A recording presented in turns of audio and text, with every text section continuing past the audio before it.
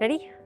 I'm Shweta Ghosh. I'm a documentary filmmaker and I'm a lecturer in screen practices and industries at the Department of Film, Theatre and Television at the University of Reading.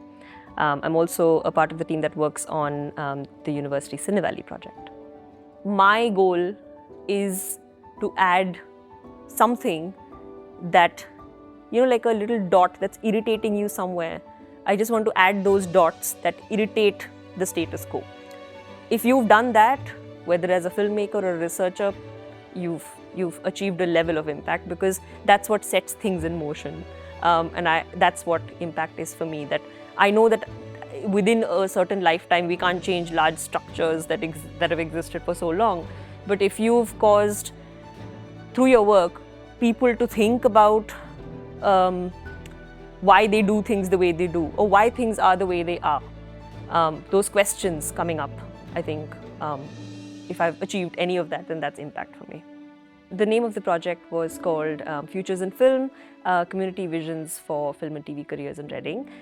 We worked with the community called Whitley, which is one of the more deprived wards of Reading.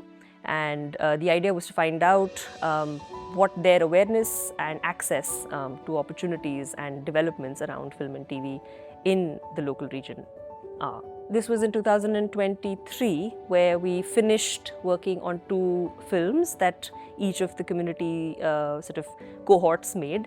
We finished these 2 films. We finished a very lovely showcase which had industry, academia, community partners all in one space in a cinema, where we've screened the films and we've spoken about the challenges and ways forward for the community.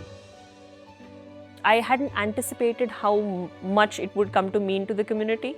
I don't think I had quite imagined that it would be as significant as a lot of them said it was, because somewhere, having worked with communities before, you're always aware of how little you can actually change, because it's important to always recognize that you're not going and saving anyone.